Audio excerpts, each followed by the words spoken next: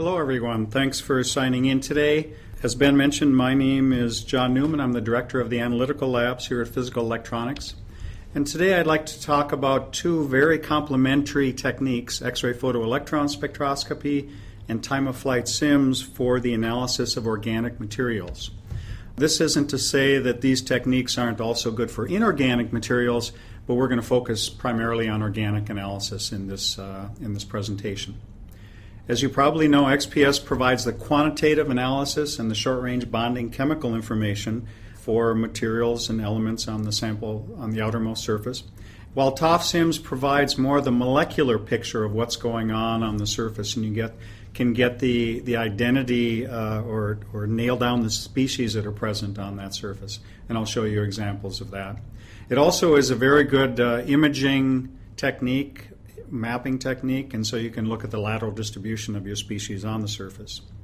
So to begin this presentation, I'll start off just discussing the complementary attributes of XPS and TOF-SIMS, and then demonstrate 4 different examples of how the two techniques can be used in tandem to more fully understand organic surfaces. Looking at a chart of the attributes of XPS and TOF-SIMS, I've highlighted some of the attributes in red, and those are at least for this talk, the ones we'll really highlight. The quantification in XPS is very important. When you're doing problem-solving work, you often need to see if there's more of a particular species on a sample surface compared to another, not just if there's something different on the surface.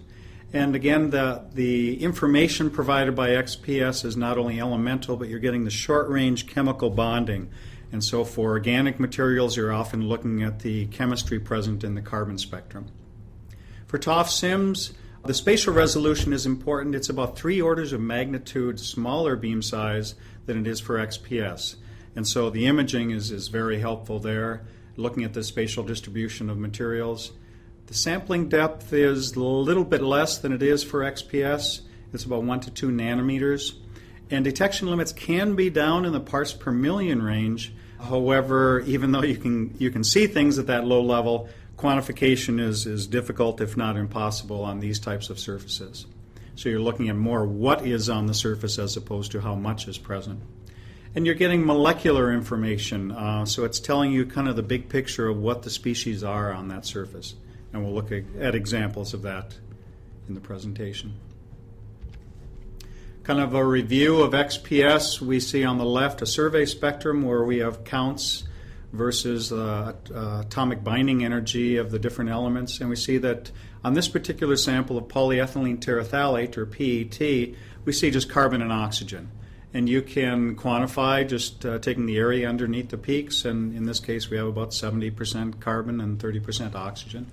And then we can zoom in on the carbon spectrum and look at the high-resolution scan.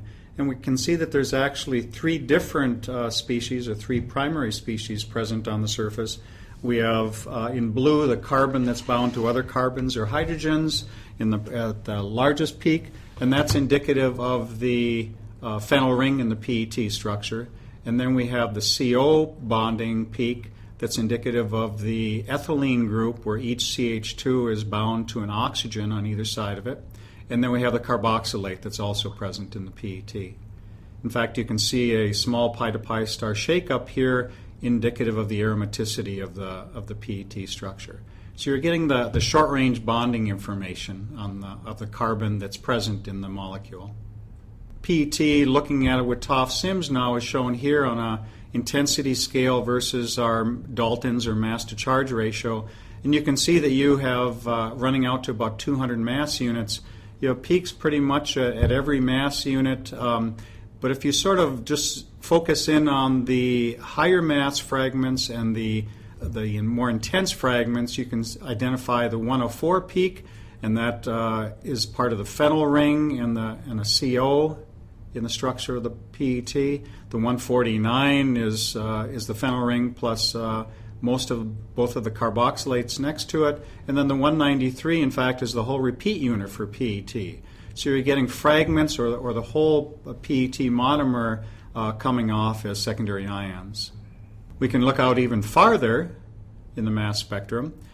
This goes out from 200 to 600 mass units, And again, we see fragments that we can identify as structures from the PET molecule. And in fact, at 385, we see what we've assigned as the dimer of PET, and at 577, the trimer of PET molecule. However, we've assigned these peaks, but once you get out to higher mass units, it's actually very difficult to give 100% positive assignments for those structures. Even though we have mass resolution of, say, 10,000 and mass accuracy in the ppm range, there are so many combinations of carbon, hydrogen, oxygen, nitrogen, that to give a positive identification of these peaks can be very difficult. So to solve this problem, what we've done at Physical Electronic is to add a second spectrometer onto our TOF-SIMS system.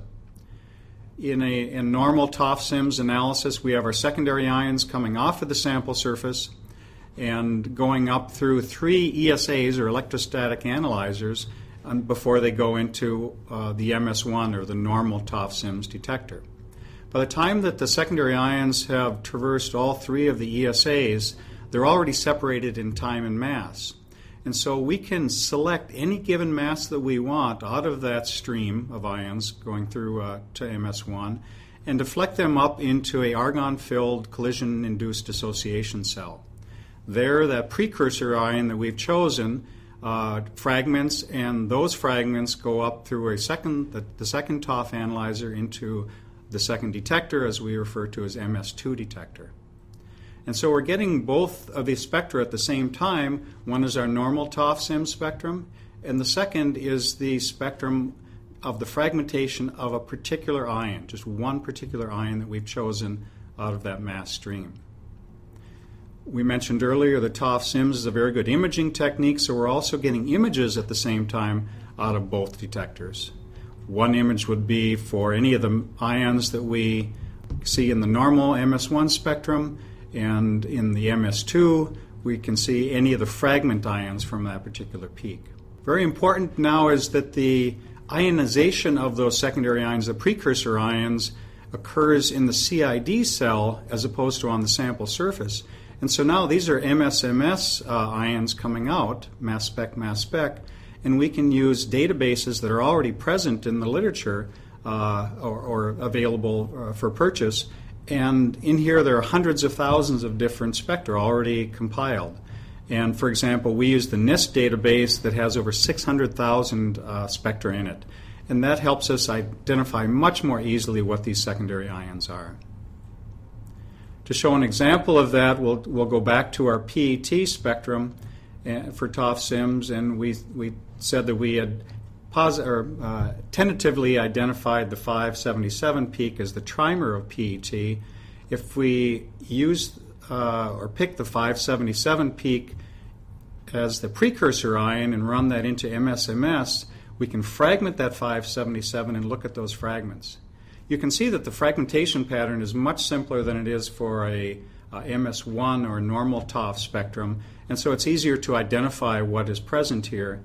And you see that out at a mass a little less than 400 here, we get a peak that would be associated with the PET dimer, and one a little below 200 would be the PET monomer.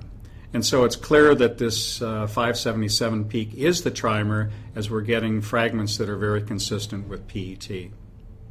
So now I'd like to go through 4 different examples, very common examples that you'll see in kind of everyday analyses of how using XPS and TOF-SIMS works in a very complementary fashion.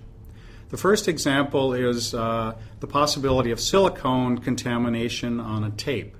And this is traditionally for analysis in XPS or TOF-SIMS, we'll often mount samples on tape, double sticky kind of tape on both sides.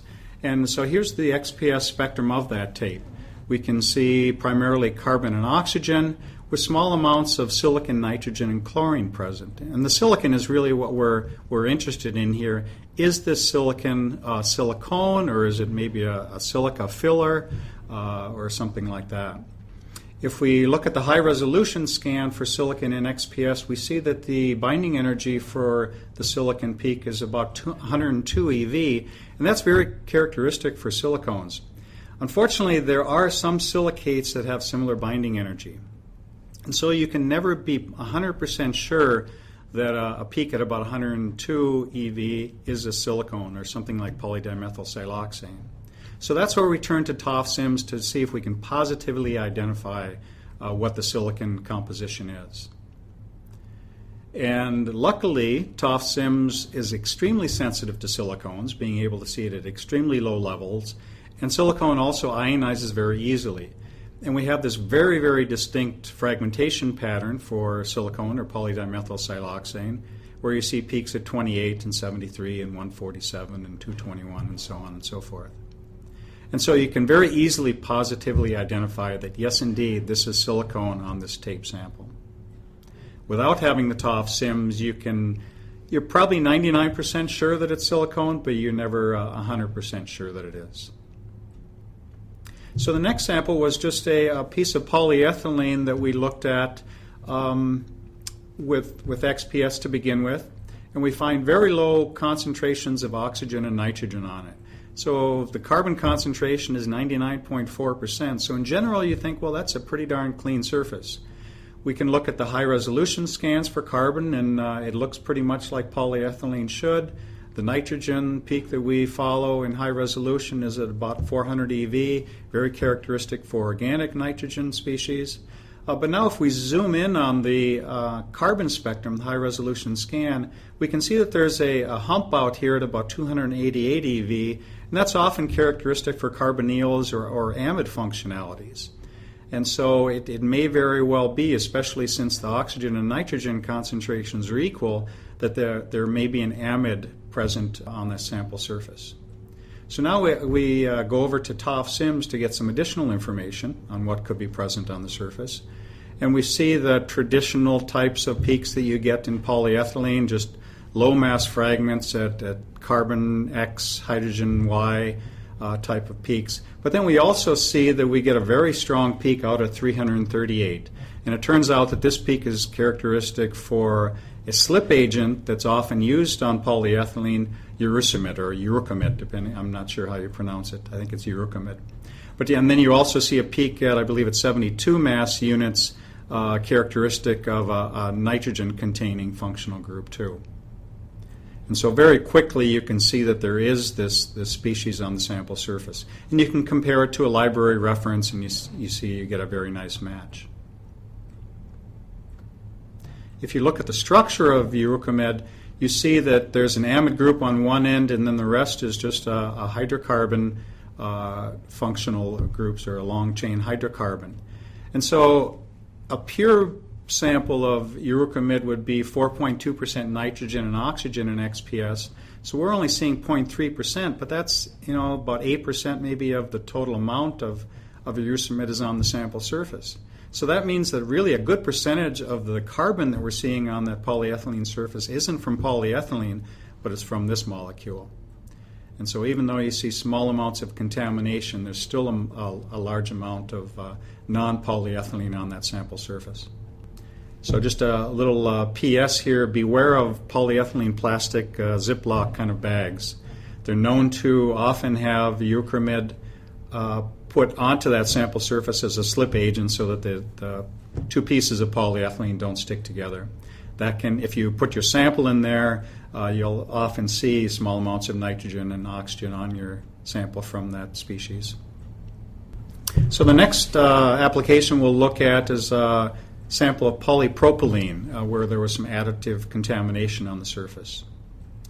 And again, we start with the XPS and we look at that polypropylene and we see that it's more heavily contaminated than our polyethylene sample was.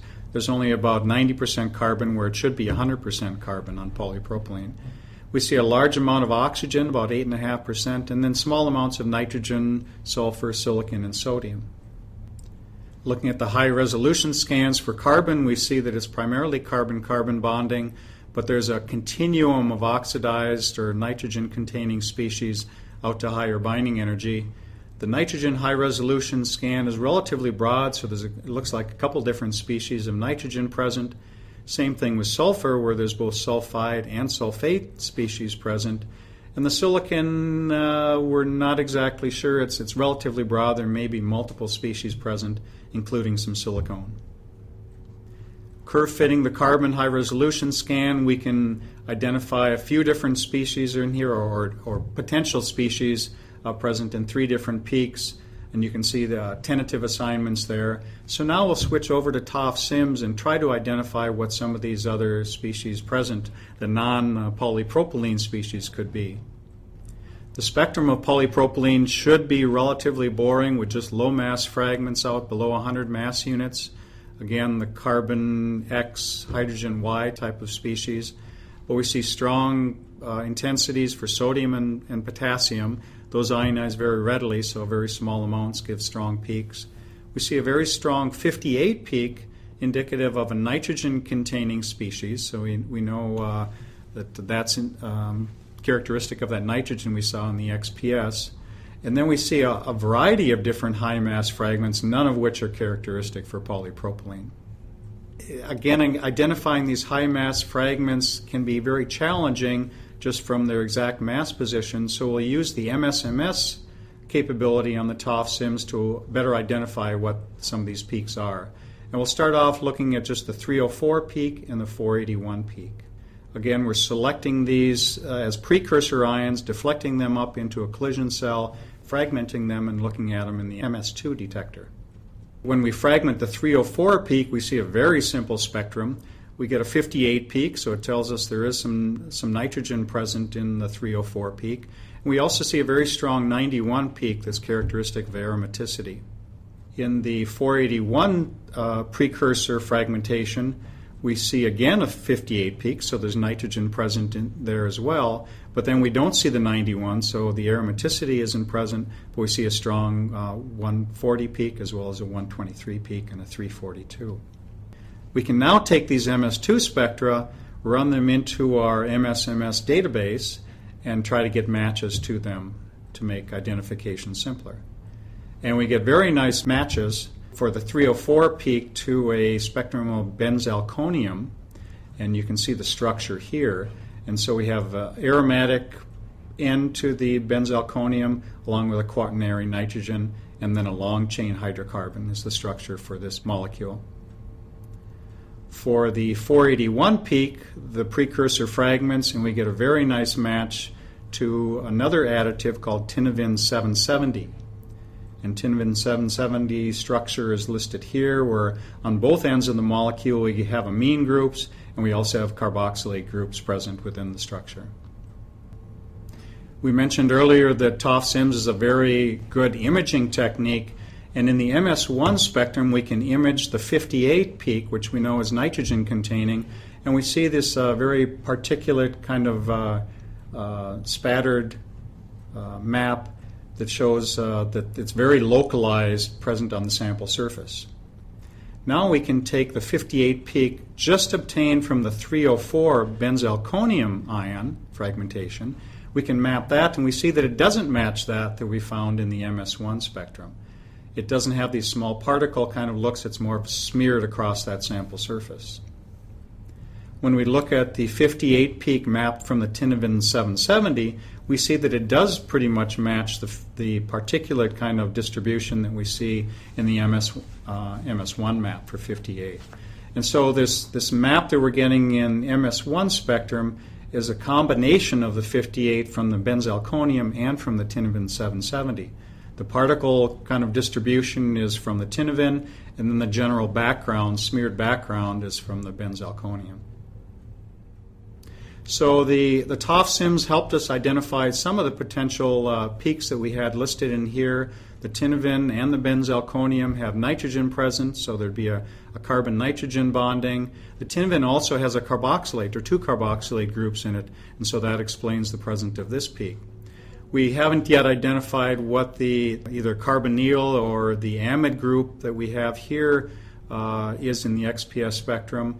However, if we look at that MS1 spectrum that we originally obtained on the polypropylene surface, we see that there's a whole variety of different peaks here, each one of which could potentially contain, say, an amide group.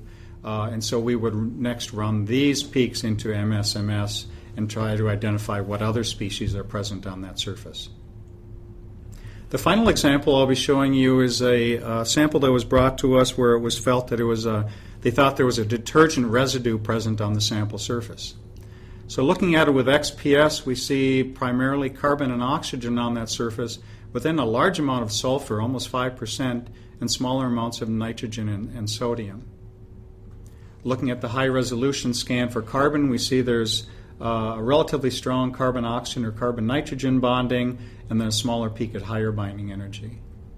The nitrogen appears to be in primarily one state, around 402 eV, often associated with quaternary species, but then another one around 400 that could be an amine or an amide kind of functional group. The sulfur is present primarily as a sulfate, but a smaller amount of sulfide is also there. Since the sulfur is so strong in the XPS spectrum, we're going to focus primarily in the TOF-SIMS analysis, trying to determine what sulfate species are present on that surface.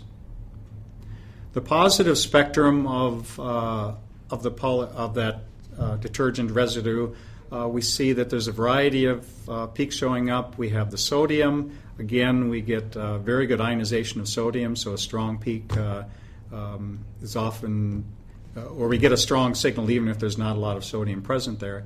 Then we see some smaller hydrocarbon fragments along with some oxygen-containing species. And then at higher masses, from 100 to 200, we see a whole series of sodium sulfate type of peaks. And so just from the positive, we might think that, well, okay, it looks like it's sodium sulfate, kind of inorganic contaminant on that surface. But if we look at the negative spectrum, we get some additional information. Again, we see hydrocarbon fragments and some oxygen-containing species, and the strong sulfur peaks now show up, the SO3 and SO4. But if we look at higher masses, from 100 out to 450 mass units, we have some peaks that, again, are just sodium and sulfur and potentially hydrogen as well, and oxygen. But we do see some peaks that appear to be organic type of sulfates at 265, 309, and 353. And we've assigned plausible compositions to these from the exact mass, but now we'll run them into the MS detector and try to identify their exact species composition. Looking at the 265 as the precursor and running that through the collision cell and looking at its fragmentation pattern. Starting at low mass, we see SO3 and SO4 species, which we would expect from the sulfate. But then we see a whole series of peaks that are separated by 14 atomic mass units. Very characteristic of a CH2 kind of separations for a long-chain hydrocarbon. And if we run this spectrum now into our NIST database, we get a very nice match to lauryl sulfate, or sodium lauryl sulfate, where we have the sulfate group on the end and then a long-chain hydrocarbon. So the 256 mass appears to be a sodium lauryl sulfate. Next, looking at the 309 peak and fragmenting that as the precursor, we see similar peaks to what we saw on the sodium lauryl sulfate. We don't get the strong CH2-CH2, quite as strong CH2-CH2 separation, but we also see some peaks down at low masses that are very characteristic for ethoxyl peaks, CH2-CH2O. We also see a peak at, I think it was 139 maybe, characteristic of the sulfate group along with an ethoxyl peak. And this is characteristic of a molecule called sodium laureth sulfate, or also known as sodium lauryl ether sulfate. So it's the same structure as sodium lauryl sulfate, but now we have the ethoxyl group in between the sulfate and the hydrocarbon chain. And in this case, we have a separation of the 265 and the 309 precursors by 44 mass units, and that's exactly equal to one CH2-CH2 oxygen addition to the molecule. And so N equals 1 in this particular case. So we see we have sodium lauryl sulfate as well as sodium laureth sulfate. We looking at the 353 precursor now and fragmenting that, we can see that we again see similar spectra, but we now get some additional higher mass fragments that are associated with a sulfate and two ethoxy groups here. And so in this case, it's also sodium lauryl sulfate, but an N equals 2 as opposed to N equals 1 from the 309 peak. So the TOF-SIMS MS has identified two different sulfate organic species on the sample surface, sodium lauryl sulfate and sodium laureth sulfate. We had identified multiple other peaks in the MS1 spectrum, and to positively confirm our tentative assignment of them, we took a look at the 119 peak, the 261 peak, and the 403 peak, sent those into the collision cell, fragmented them, and looked at them in the MS spectra. And we can see from the 119 that all we get is sulfur fragments coming off of that. The sodium wouldn't show up as a negative ion, so that confirms that we do have the sodium sulfate as 119. The assignment is correct. The 261 fragment, again, all we're seeing is sulfate and sodium sulfate groups, and the same thing with the 403 peak, where we actually see some peaks that are separated by a disodium sulfate difference of 142 mass units. And so this confirms that our assignment of these three different peaks is correct, and they're simply sodium sulfate inorganic clusters. So I hope these examples have given you a good idea on how TOF-SIMS and XPS can be used in a very complementary fashion for looking at organic species. At this time, I would like to end the presentation. Thank you for your attention, and we can go into any questions if they're present. Thank you.